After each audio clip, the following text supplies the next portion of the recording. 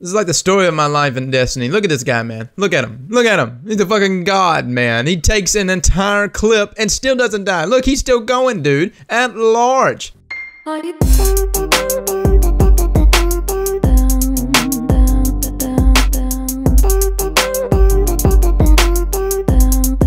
Guys, we're going to be going over Abyss Defiant, man. It is an auto rifle from back in year 1, the Dark Below. Actually a personal favorite of mine, and something that I used to use not only in PvE, but I used to use it a bunch in PvP as well. Now, before we get started though, let's hit our featured subscriber, man. Matador64 says, the funniest thing I did was use a primary. I tell you what, man, before the most recent patch, I probably would have like hated your ass. Because here's the thing, I was not a huge fan of Matador, but Matadors, I mean, I rarely see them anymore, man. It's mainly just a bunch of sidearms in Crucible, and that's about it. So, you know, hey, no hate there anymore. Matador, whoever's making these accounts, by the way, I feel like the guy whoever made this account, Matador64, is probably the same guy that has Dragon's Breath, and these guys really crack me up. With that being said, guys, if you want to be a featured subscriber, man, simply like the video, of course, subscribe, and comment down below today. I want you to comment a year 1 raid weapon that you want me to go over next, man. It can be, you know, any special weapons, it can be a heavy weapon, a primary weapon, whatever it may be, guys. I'm hitting up a lot of these different weapons. I think they're pretty much going to come out the same way they are now, so I really want to take a look at them again. Guys, without further ado, let's get started.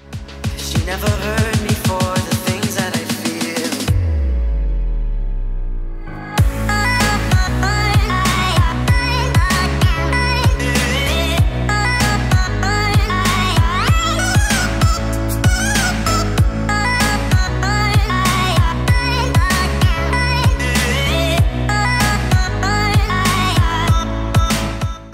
Okay, guys, so if I had to compare this weapon to something, I would definitely want to just kind of compare it to a benchmark within its archetype. So for me, Monte Carlo is one of the best weapons within its archetype. Monte has not only great stats, but it also rolls with high caliber rounds, has a lot of good things going for it, and so I really wanted to kind of just compare Abyss Defiant to that.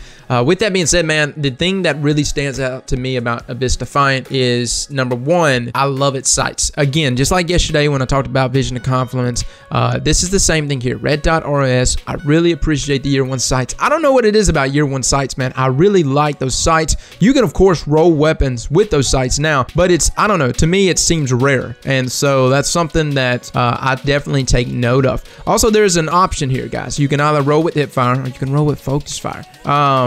Focus fire essentially will up your time to kill, so, and that's in a negative way, and so the best way to roll with it is just to go hip fire, guys. I feel like the only time you would really want to go focus fire on a weapon is for 2 reasons. Number 1, you're fighting more in a mid-range level, and so consistent hits would be required. So focus fire would definitely help you on mid-range fights. And number 2, Genesis Chain in general. Genesis Chain has a different fire rate in focus fire than other weapons within its archetype, and so Genesis Chain, of course, which you have to rock focus fire with it, but it does. That's the only weapons that I would adamantly go out there and rock out focus fire. Outside of that, and maybe Suros Regime. Let's talk about the midline perks, man. You've got single point sling, you got perfect balance, and you know you got the agility buff. I don't necessarily say go with the agility buff. I think the toss-ups between single point and stability, but stability is really important to me. This is not like a lot of stability on this weapon to begin with, so you know, with perfect balance, you're looking at a stability of 70. And that last perk, man, the exotic perk, is actually mainly for a PvE perk, man.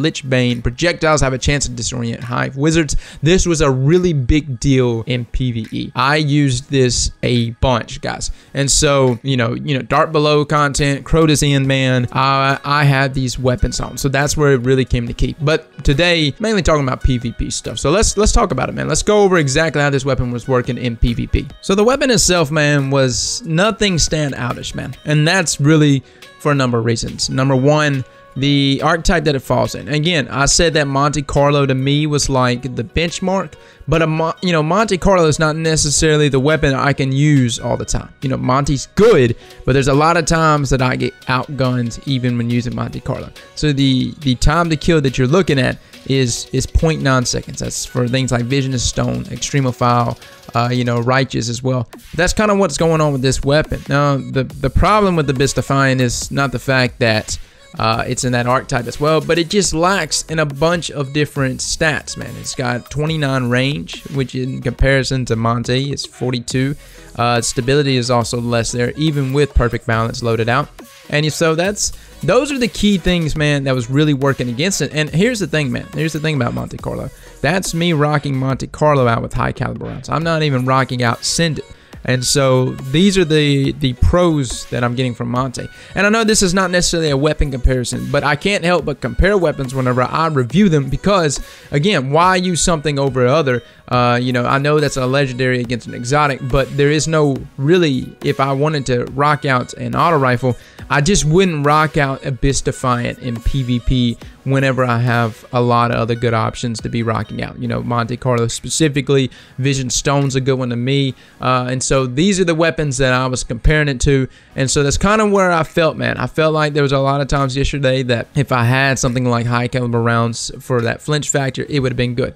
Now, outside of that, I think PvE, this is going to be a very dominating weapon, you know, especially if they bring back, you know, elemental primaries the way that they're talking about bringing back. I very much see them bringing that back. And so you've got a weapon here that's an auto rifle that does solar burn, man. It's also the go-to weapon against Hive. And so these are the things, man, that are really going to make it shine. As far as PvP goes, guys, I just don't think this is going to be the weapon for you. I don't think this is going to be the weapon that's going to stand out for you to be using in PvP. It really never was before. It was one of my favorites, but again, it was one of my favorites from a PvE sense.